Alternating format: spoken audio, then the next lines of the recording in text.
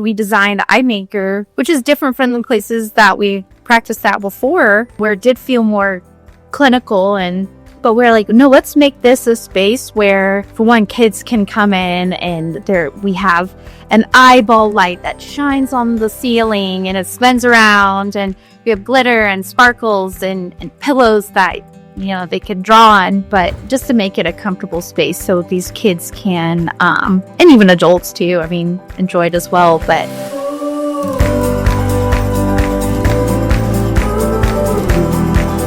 if this episode resonated with you, I invite you to support the mission behind In the Blink. Donations help cover the cost of prosthetic eyes, fittings, and follow-up care for individuals who otherwise wouldn't have access.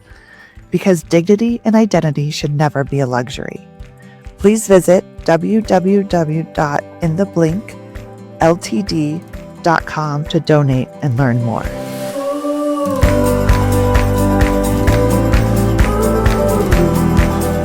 Welcome to In the Blink, a podcast about the moments that change us, sometimes suddenly, sometimes quietly, and how we learn to live, see, and rebuild after them. Today's conversation is especially close to my heart.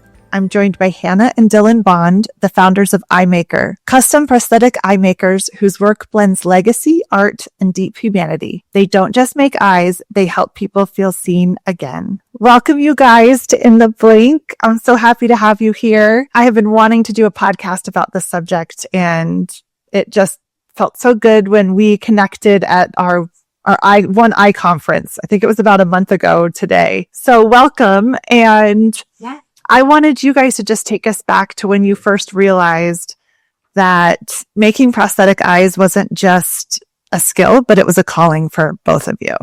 Well, we have two different paths. So I think I love Hannah's story. So I'll start with mine.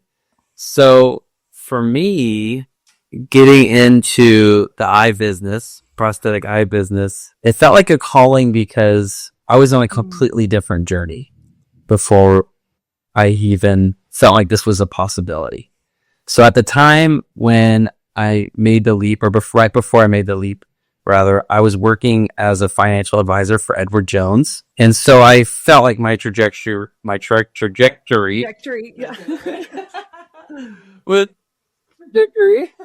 was going somewhere completely different, right? Thinking about people's retirement accounts. I was selling Roth IRAs and mutual funds. And then I got really sick.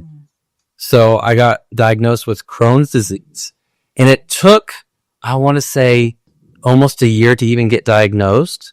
So I was having a lot of trouble at work, just physically. I had a hard time even staying at my desk, and the requirements that were asked of me to maintain that career. And so because of all the pain and all the stress that I was going through, I decided to just start drawing, because I needed that meditation, right? To just go home and just relax. So I started drawing comic books, and this became kind of my daily routine. I would sit there and I'd go home after work and I'd kind of wind down, and I would just draw and draw and draw. And then eventually I got to the point where I was getting pretty good. And then I remember that I was showing all my stuff, my artwork, to my family. And that was where my self-esteem started to come from, because it wasn't really happening at work anymore. And my dad, I think, had reached out. He told me, he's like, I think you got to change paths. Yeah. This is working out for you. So he told me about a friend that I didn't even think of this, but a friend that we grew up with, and he was looking for an apprentice, and it was making prosthetic eyes. And I thought, oh my gosh, I do remember him, and I remember what he did, and it was really, really cool. And so one day I just called him and I said, hey, I heard you're looking for an apprentice. And he said, well, just come to my office, come check it out. So day one, I come to his office, and he's like, before you find out this is going to be right for you, you need to see a patient. So shadow me. So I shadowed him, and right away, we're getting in people's faces, and you're 6 inches away from them, and you're inspecting their eyes. You have to decide, is this something that I want to do? And I just got hooked. He looked at all my artwork, and he's like, I could teach you. If you could do this, I could teach you how to make eyes. And so I started working for him and started my apprenticeship. That took me, I think I was there, I want to say so I was in 2018. And so then I think I met Hannah in 2019 at a conference. So that's how we met. I want to say I was there for 3 years before we started EYEMKR, or 4 years rather before we started EYEMKR. So then I met Hannah at a conference. So I think this is an ocularist conference. It's at the American Society of Ocularists. So I think that segues into your story, which I think is really, really cool. So I'm a fifth-generation ocularist. So my family on my dad's side has been making eyes for over 125 years. And since I was a little girl, I just remember my grandpa, first they made eyes out of their house, and the house not like mothballs and monomer. So the paint used to make eyes, and then my grandpa had a closet set up with a bunch of eyes everywhere. He was just always painting eyes, and I'm like, that's so weird. My grandpa, was like, that's really the only memories I have of him is that, and he would make that. But in this closet, just painting eyes, and somehow, some way, I got a hold of an eyeball. I don't know how but I held on to that eye, and I would keep it in my little coin purse, and I would show my friends, and I'd be like, yeah, I want to make eyes. And then when I grew up, I realized you can't actually go to a college, like a university, and learn how to make an eye. Essentially, you have to be invited to study under an apprentice. And that opportunity didn't come to me until later on. I had finished dental hygiene school, and I became a dental hygienist, and I was working as a dental hygienist. I was working for a university, and then one day on my lunch break, I had my cousin reach out, and she's like, hey, do you want to learn how to make eyes?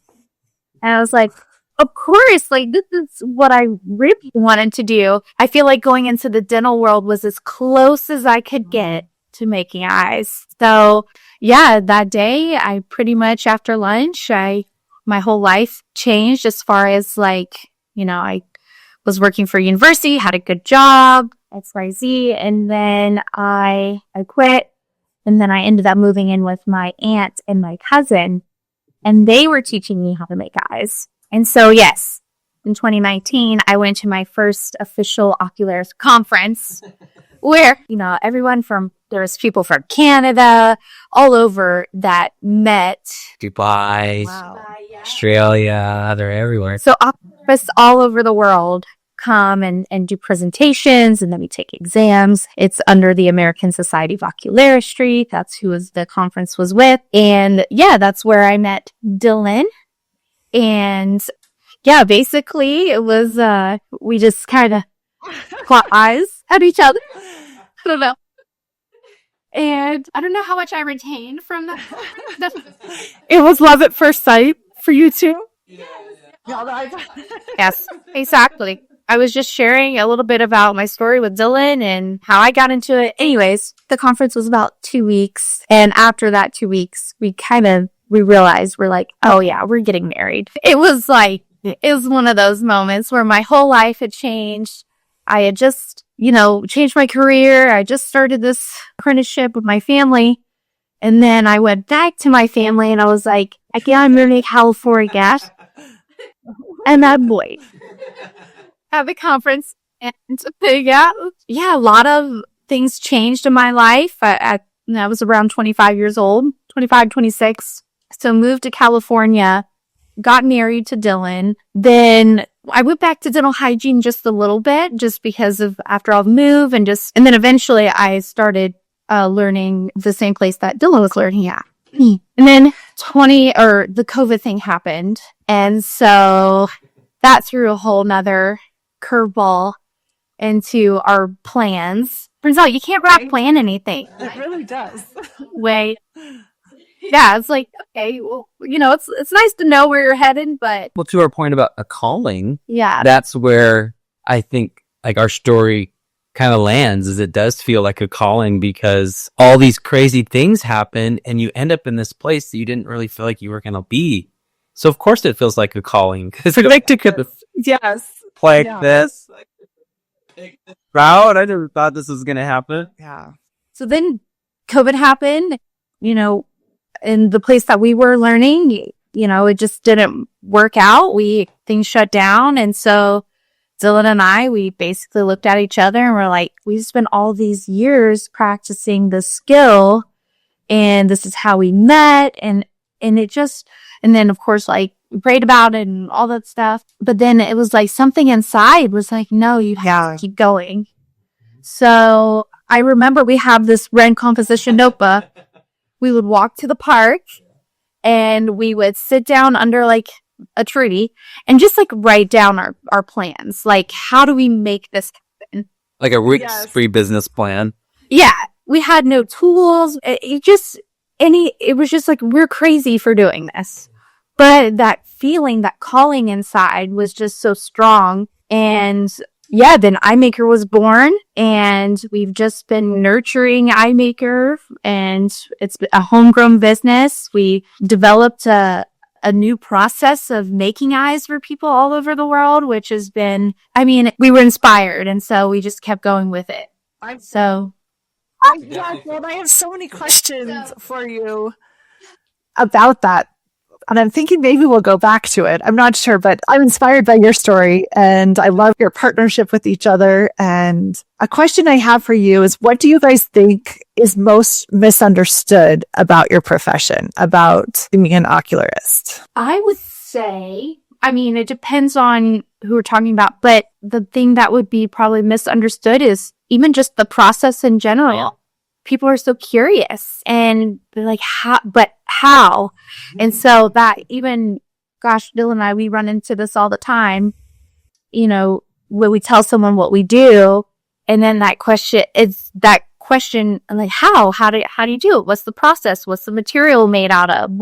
How long does it take to make a prosthetic eye? I think in general, it's a big mystery on many people don't even know people are walking around this. Totally. So when they meet us, it's like a whole list of questions come at us, and we get to have an opportunity to, talk about our process, talk about what we do, talk about the people that we meet.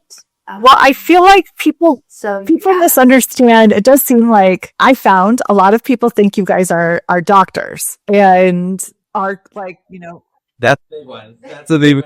Yeah. That was. Yeah. Which is funny because Dylan and I, we make a joke about making name tags that say, not a doctor. Totally. Yes. Well, and everybody assumes like I got my eye when I got my eye removed, and it's all this sort of, fluid process. And I'm like, it's actually not always, it's like you go to your surgeon and then you go to the ocularist, and it can be disjointed, I found. And then I've also found that people think your prosthetic eye might be able to see. And that's one of the misconceptions I've been like, I'm like, oh no, I actually can't see out of it.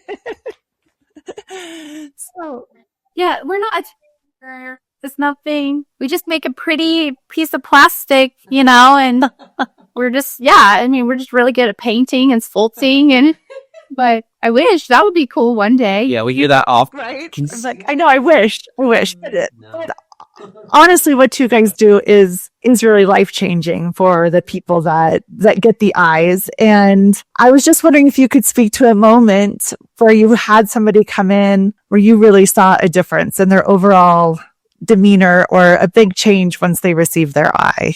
Oh my gosh, there's so many moments. Every single person that walks in.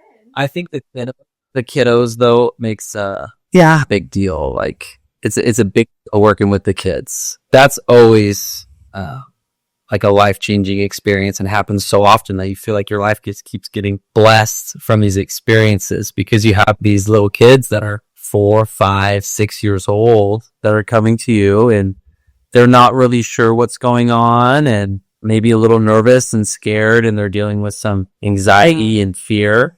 And so those moments that we get to work with the children is some of my most treasured experiences, because we get to do not only with like the cool eyes that we make, right, but just even giving them a space where they have this unique experience. Because a lot of times, you'll have a kid where he goes to school and he or she is the only one in their school with a prosthetic eye. That's most common. Every now and then, I'm sure they'll probably have two. Maybe they'll meet a friend at school, or they'll meet them most likely online. But for the most part, they're going to be the only kid in school with a prosthetic eye. And so to be able to give them that space to let them feel special, that's always really fun, to let them know that they're loved and they're cared about, and we really care about them, and we dedicate our whole lives to working with people just like them. And so being able to have those experiences with the youngsters is so special for me and for Hannah. And then to know that you're putting so much effort into something that, because you don't want them to grow up and be like, feel like they had this weird experience, that they had to deal with this really kooky doctor that didn't care about them. By the way, they probably don't know that. The kids don't know that, right? They don't. They get if they're afraid, and then they walk in and they see these goofy guy wearing tigers all over them, and we have funny hats that we wear, and Hannah tries to look pretty and special and neat, and she's got cool purple we avoid the white lab death syndrome and EYEMKR. So for us, like when we designed EYEMKR, which is different from the places that we practiced that before, where it did feel more clinical, but we're like, no, let's make this a space where, for one, kids can come in and we have an eyeball light that shines on the ceiling and it spins around, and we have glitter and sparkles and pillows that, they could draw on, but just to make it a comfortable space so these kids can, and even adults too, enjoy it as well, but that they can process.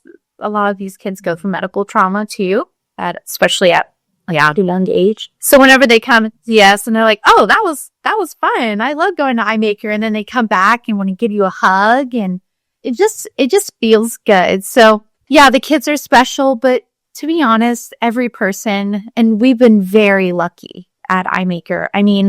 The people who walk through our doors, and, we have now a good set of clients, but Dylan and I were like, man, every experience has really just been a good one. Like we can't help but love the people that we take care of. What we do is service. It really is like we have an opportunity to serve people in this particular way, and it makes it special. And we build relationships. Like now, some of my best friends are from people that I've met just making eyes, and it's just again goes back to even the calling, and just when we meet people, we realize, oh, this is why. Because it hasn't been easy. Gosh, especially from these from nothing, even where we're at now. And sometimes we look at each other, we're like, building a business is tough, right? From the ground up, it's a lot harder than I think people realize until they try to do it themselves. But I think about you guys and what a beautiful light at the end of the tunnel it must be for these kids and these people that are coming. Because from my personal experience, I was so traumatized that getting an eye was sort of this like big finish line. And I think it's really beautiful they get to meet two passionate people that are trying to make their experience extra special. And I think it really speaks to you guys understanding the trauma that these people have been through. They've lost an eye, they can't see, it's changed the way they look. And so I think it's really a unique situation you guys have created. And I really think it's cool. So thank you guys for doing that. We have art on our wall. We have like art on our wall from a girl who has lost her eye, and to, if anyone compliments and like, yeah, this girl has one eye and she's almost blind in her other eye, and she made this beautiful artwork. And the community itself, and we're able to bring into our space, and again, with just someone who's recently gone through eye loss or whatever, wherever they're at in their journey with eye loss, we want to bring that inspiration to them in whatever ways we can, like our friends making that's so cool. Something. But we talked on the phone. I want to talk about your DIY kits that you guys mentioned earlier, which allow people to get eyes that can't make it in to your office. So how did you guys come up with that idea, and how does it work?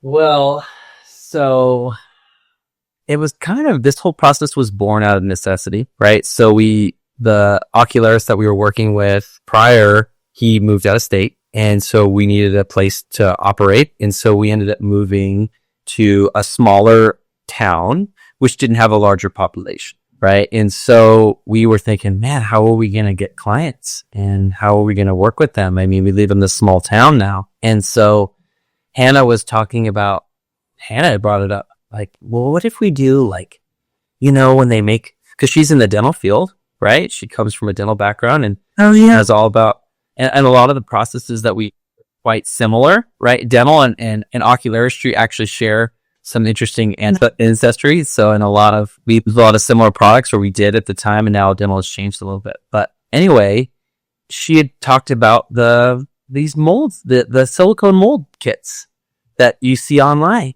right? Where people can get Invisalign and or products that are similar to that, right? Where they could straighten their teeth by making their own mold at home. And she was like, we need to look into something like that. And so we spent time online and we were shopping for different products. And sure enough, there was materials that we could buy and package and send to clients so that they would be able to make their own prosthetic eye mold from home. And really where this came from was we wanted to make these cool eyes for people everywhere. And some people's ocularists don't want to make them. They're just not interested. And so what we do is we ask that if you have a well-fitting eye and it's comfortable, but your ocularist isn't interested in making a prosthetic eye for you, like in the design that you're hoping for, we'll send you one of our kits. You make your mold at home. Hannah sits with the client on a Zoom call and she walks them through the process of how to make their mold, and they send it back to us, and we're able to make their eye from our lab here in Chico. And so it's been really cool because, now, I mean, people don't have to travel 4 or 5 hours or go out of state or get on a plane to come see us. They can work with us by using our DIY kit. And they don't have to ship in. Some people only have one eye, and so they don't have to ship in their only good eye, or if they have an extra eye, then it's usually one that doesn't fit as well. So this process that we created, and it's so easy. I mean, it's, it's still, you still need instruction, but it's easy and it's been successful. And so we've done enough now where we're like, no, this is a new way of making eyes. And so, and half of our business are these kits. So I have a kit too. I can just kind of get a little bit of it, but with you. So, and since you'll be DMly here soon, you'll get a box from us. And I put together all these kits myself. So I have a little checklist that I go through and I make sure all the little things are in it. But it's very simple material. So I put in like a practice kit where we do putty, Play-Doh. And so we go through the motions first with Play-Doh. And also it's just like so fun. It like breaks out the inner traffic like. So yeah, I have a little practice that we include. And then the silicone that Dylan was talking about, the 2-part silicone, it's a dental material. So they use this material to make retainers, but it just comes in these little containers. And I label them part A and part B. But when you mix these, it starts to harden. And that's what gives us our shape. So the final product looks something similar to this. Looks like just a little patty, and then on the inside, get the shape of the. That's so cool. Yep. So we've had a couple different versions. When we first started doing the kits, it only works if someone wants just a solid color eye, because we didn't quite figure out how to get the iris needed yet. So that was where we were having, a little issue. And then we started we had a little Cricut, and we created these vinyl 12 millimeter stickers that people place over their iris. And that gives us a general idea of where it's at. Now, when it comes back, we take reference photos. We have all sorts of reference photos that when Dylan is creating certain molds, then he's able to look at the pictures and move the iris over, up, down, whatever, make adjustments there. So that's kind of, the evolution of the kit. And like I said, it's been successful. We made all sorts of eyes. From people all over around the world, and you now work with people in Australia, Italy, Europe, That is Canada, so cool. all over the United States. Well, I can't wait to get mine and go through the process with you guys. So thank you so much. I'm really looking forward to that. Something I found kind of interesting, and this wasn't a question I planned, but as you guys were talking, kind of reminded me of this with my eye. And I don't even know how to ask this question, so bear with me, but I had an old eye, and as the cavity changed, the eye just started to look really wonky, like almost like I was cross-eyed. And so there's something about the art of making these eyes in the proportion that I can't even explain, but I think it's like sort of interesting to the outside world. It's not like you just make an eye and paint a little circle on it and hope for the best. There's something else going on there with dimension and the pupil, a little more complexity, if I'm making any sense. And can you guys speak to that a little bit? Well, you're trying to make a piece of artwork in, like what Hannah talked about, like a 12 millimeter circle. And it's not exactly 12 millimeters. And that's one of the things that you have to focus on is, okay, we got to measure the iris. We got to measure the pupil.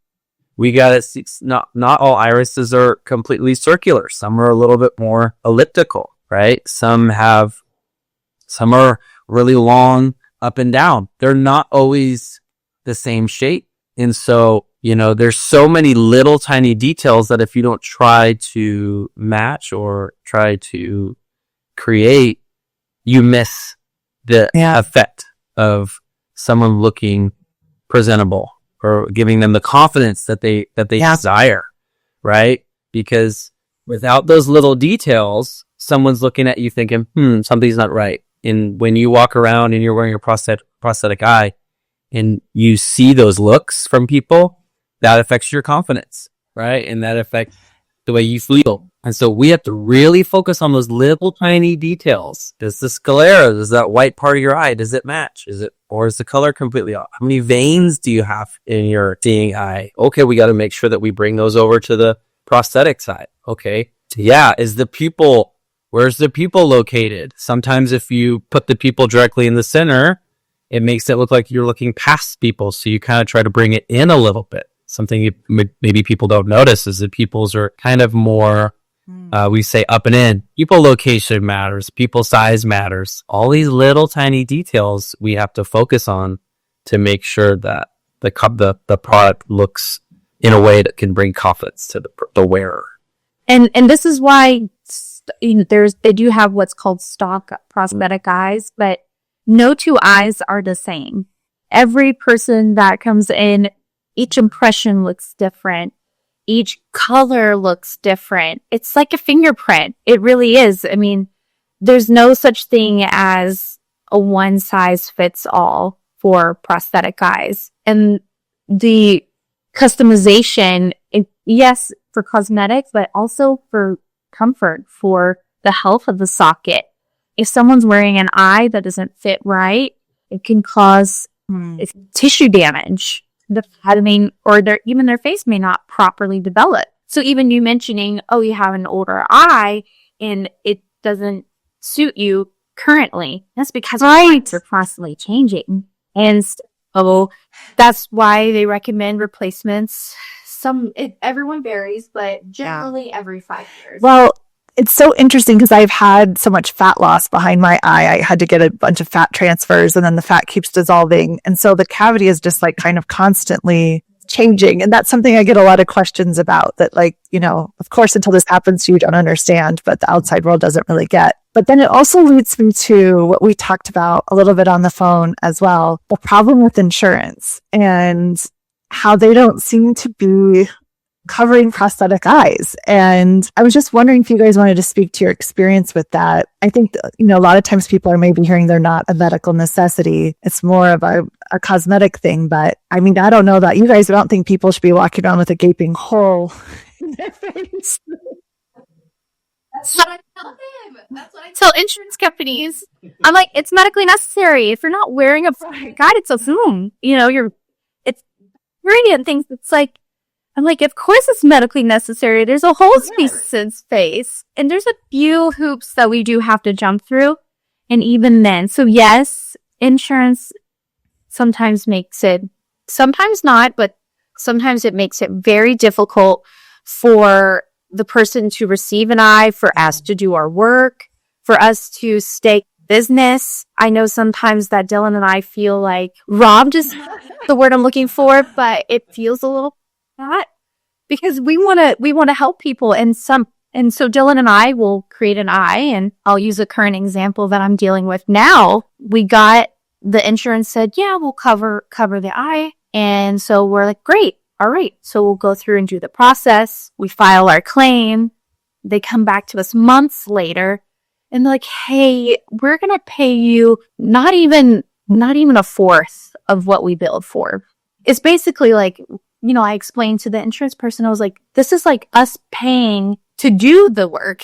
Right. And, it's not even free. It was just, they Dylan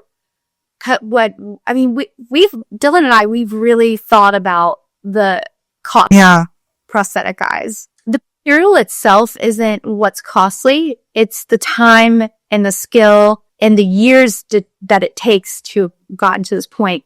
And Dylan and I, we feel that our prices are fair and reasonable, and we try our best to work with people. But the big hurdle is it's the insurance companies and trying to navigate the insurance companies. And so from the provider's side, a lot of hours go into just administrative, getting on the call, getting in contact with doctors, filing claims coming back denied, refiling, denied.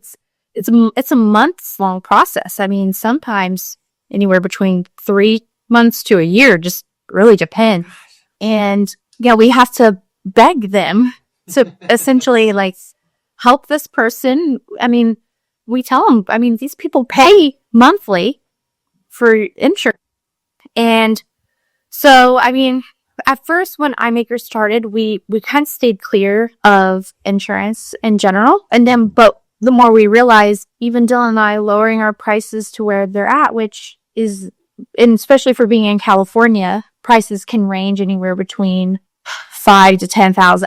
It just really depends. We heard 20. Oh my gosh. So we did hear 20 someone paid, and it's a really close friend of mine. And when I heard that, I was like, they luckily were able to fund the money to help them pay for prosthetic eye. But Dylan and I, we've really taken into consideration the cost of a prosthetic eye. And even then, when we broke it down, it's still ouch for a lot of people. But anyway, so Dylan and I, then we decided, okay, let's try to work with insurance. And sometimes it works out, but it really is a barrier to care. And the cost of prosthetic eyes are a barrier to care. And we get that. And we know that. But at the same time, we have to, if we can give them away for free, and sometimes we do, just because it just hurts want to, and we want to create. But the cost in insurance is a complete barrier to care. So when foundations like yours, like In the Blink, comes up, we get so excited because we have people reach out and they're like, oh, I can't afford an eye. Or then we're like, well, you can raise money yourself, like GoFundMe or something. And then there's also foundations out there. So with something like In the Blink, for us, it even gives us a peace of mind, because it's hard to turn away people. Not that we turn away people, just sometimes they turn away because of the cost of a prosthetic eye. And we can lower our prices only so much. Well, right, you guys deserve to make a living, and these people deserve to get eyes. And that's another thing I've run into in the general public. My friends will say, wait, prosthetic eyes are covered by insurance always? And I'm like, no, and a lot of times they're not. And my last one wasn't. So it's sort of another interesting, I feel like I want to educate, people on these barriers, because it does seem like everybody deserves to win in this. You guys deserve to have your skills and your profession honored and paid, and then you deserve to get eyes. And so it's unfair that these barriers exist, I think. But I am very excited about our partnership. And I wasn't sure if you guys wanted to talk a little bit about what we've decided we're going to do together. So what we would like to offer folks... No, you're not. I think I'm talking over. You're not. The mic. Oh, okay. So what we would like to offer folks is, if they go through In the Blink and receive funds through you, that every In the Blink client or customer or Recipient. benefit will receive a special discount from EYEMKR. So we want to offer every single person that gets their funds through In the Blink a special discount. So, I mean, you're already going to In the Blink because you can't afford it, right? So we want to ease that burden on In the Blink. We want to ease the burden on the customer or the recipient. And so we want to offer a special discount to them as well, just to make sure that we can get more prosthetic eyes to more people. We really love what we do. And I know there's sometimes a lot of frustration that comes through what Hannah was just talking about with the insurance and payment. And it can be very difficult. And so anytime there's a way to ease that tension, we want to go that direction. We really do, because there's so much like life and love and excitement and healing that comes from delivering the prosthetic and to giving the prosthetic to people. I can't tell you how amazing that experience is when you get a text message or a photo and they're like, fits great, feels great, love it, right? Or they'll send you, I loved wearing this at my daughter's wedding, and it's like those stories. And as artists, we get to live through those stories. It like even just the goosebumps, like just deliver. It's like it's that feeling. It's such a good feeling that, like Dylan was saying, it's awesome. Yeah. So if we can eliminate that barrier and have more of those moments, that's what we live for as an artist, because that's what I feel like we really are. Yes, there's a medical side and they're medically necessary 100%, speaking to what you had said, right? They're medically necessary. If people don't wear prosthetic eyes and you're like a kid and your face is still growing, your face won't grow symmetrically. You need that thing in there, right? If you go a couple years without wearing an eye, or if you go even sometimes a couple months, your eye can contract if you're not wearing your prosthetic eye. There's a lot of issues that can happen from not wearing your prosthetic. So they are medically necessary. But there's something necessary about also like the ability for them to express themselves through their prosthetics, right? And that's what we love about cool custom designs, right? Is the ability for clients to be able to express themselves. Maybe they're like, I don't want just a match. We had a girl that we love, and she wanted an alien. She's like, there's an alien festival in my town every year, and I want an alien. So she has this cute, like 90s style sticker style with an alien right in the middle. Glow in the dark. I want a Terminator eye. I want one with a Mickey Mouse. It's just unbelievable. I love designs that so much. And I feel like we kind of touched on that on the phone. The difference between an eye that fits in with your other eye, and maybe it's somewhat hidden, and then what comes with when you get a cool eye. And I don't know if you want to speak to that a little bit, like the change you see in the word, I'm not sure, the recipients of the eye, but the difference when they get the cool eye. So I think the way to frame this is there's two ways to do this. You can either blend in or you can stand out. And both are amazing, right? We don't, just because we make all these cool eyes doesn't mean that we don't love that person that comes in and they say, hey, I want it to match and I want to not worry about it. I don't like the commentary. I don't want people talking about my eye. That's a very common person that we meet, and that's okay. But then there's the person that comes in and they're like, I'm ready. We had a guy come in a few months ago and he says, I've been wearing this for 20 years. I'm ready for something cool. And the confidence that comes from someone who's ready for that moment, even them just deciding, I'm ready for something cool, there's a big boost of confidence, right? And then when they finally so we do this step-by-step process. So Hannah just started doing this and I love it. She'll do like a digital mock-up of the client wearing different styles, right? So you send us a headshot and then she sits there on Procreate and she sends different options. Okay, what do you think about this? Because someone might come up with a design and in theory, it's like, oh, that's really cool. But then when we didn't quite work. That didn't work out. Didn't work out. So now she's able to send photos to clients and say, what do you think about this? What do you think about this? And they get to virtually try on the prosthetic before we go to create it.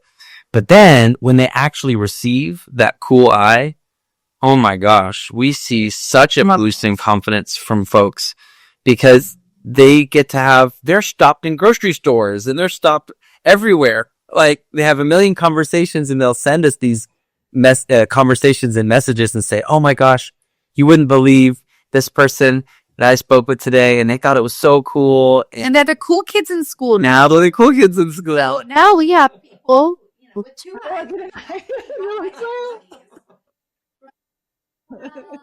It's not for you, but it's really cool to see people own it and, you know, change it with their style, or it just adds another extra layer to the world of prosthetics. I mean, we even see it with arms and legs, and it's like, bedazzle it up, you know, you're different, bedazzle it up. I love own it. I love that. And I think we spoke about it a little bit, you know, how there's just a form of acceptance more than you're no longer hiding. You're kind of celebrating, maybe. And it does invite conversation. So it's really a cool thing. A couple last questions for you guys just to close. But if someone is listening that has newly lost their eye and are navigating eye loss, do you have anything you would want them to know? It's going to be okay. It's going to be okay. Absolutely. And you're loved. You're cared about. You're important. The things that you've gone through are traumatic and difficult to deal with. And it's going to be okay. People out there that care about you, that dedicate their whole lives to helping people like you, we're grateful for you. You're special. You're valued. And we hope that you'll be able to one day come to accept this experience that you've sometimes, I mean, it's not out of the fault of your own. It's just happened. And we're here for you. And there's plenty of people out there that can't wait to connect with you. You can go to people like EYEMKR. I've just created a group for One Eye Wear, or plenty of support groups online. I would encourage you to go online and find people just like you and have conversations with them and find ways to connect. Because I'm sure that there's probably not somebody nearby, but there is someone online that would love to connect with you. There's foundations like In the Blink, right, that have been created with you in mind. So we love you, and we hope that if there's any way that we can make this experience better, reach out to us. I brought tears to my eyes. It's so sweet. Thank you. I'm like, thank you. I was speaking yesterday to a mom and her son, a boy who just lost his eye. Actually, it was a hate crime. He was shot in the face, and in that he's in the depths of it right now, right? He is just devastated, and the Blink's going to help them. But I can't wait to share this podcast and those words that you just shared with me with them, because I know he's just feeling so alone and so lost and navigating so much. And then found out his eye is not covered by insurance at all. So I'm going to share your words with him. So thank you so much. And the last question I have for you guys, how has making eyes changed the way that you see people? All different people experience eye loss. Doesn't matter your race, where you come from, just the diversity, the different types of people. I think it's made us even just more loving to people even who haven't experienced eye loss, but to see people and to see that we're all going through something. Yeah. And to have empathy for all people. It's given us more just the capacity to care for people in this type of way. And me being in healthcare for now 8-9 years, in general, it's like, yeah, it's just being able to just take care of people no matter where they come from, who they are, and to have that love that we have so much love inside of us that we just want to be a little bit overbearing to stop it. Oh, but it's like, yeah. But I would just say it just helps us to understand people a little more, because all different types of people lose an eye. And we're all the same. We all, at the core, we really are all the same. And we're all here for the same purpose, is to live a life that's good and leads us to goodness. And that's another one of the gifts that we've received by doing this type of work. It's increased our capacity to love. I love that. You said that. because it really has increased our capacity to have love for others. I mean, someone walks into your room and they just help me. And to be able to offer a very specific skill in a very unique way to offer that love, it fills me up, right? Because there's ways that I hurt and that Hannah hurts that you can't see on the outside.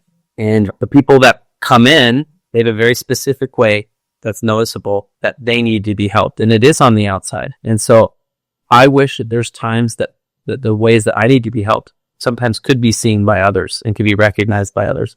And so I love being able to recognize that. Oh, sorry. I love being able to recognize these folks and to be able to know exactly how to help them, right? Someone comes in and they're missing an eye. I know I can help you and I can give you love. Well, you guys have definitely found your calling, and it was a healing conversation for me. And I think it's going to be great for many other people to listen to this. If people want to find you guys, how do they find you guys? So with having small businesses now, everywhere on the internet, and trying my best. So Jill and I, we tag team on marketing. So anyway, so you can find us on Instagram, which is at EYE.MKR, NKR. Same thing with TikTok. So at I.MKR. And then we're on Facebook as well. You can type in EYEMKR, custom prosthetic eyes. And we have our phone number, which is 530-855-0783. You call, text, it doesn't matter what time of day, we'll get to you, but No website. Yep. www.EYEMKR. And that's EYEMKR, right? .com. Okay. yes. Kind of like a license. Oh, Actually, it's my father's license plate. Yeah. So, but yes, EYEMKR. Awesome. Well, thank you guys so much. I can't wait to share this conversation with the world. And I've really enjoyed talking to you both. So thank you. And I can't wait to get my kit. I'm so excited to try it at home. I should be sending it hopefully this week, if not the beginning of next week. But yep, now that the holidays are over, we're back in. Everything's back. Awesome. And I'll film doing it for those that are curious, and we'll put it out on Instagram and everything. So, all right. Cool. Thank you guys so much. Talk to you soon. Thank you.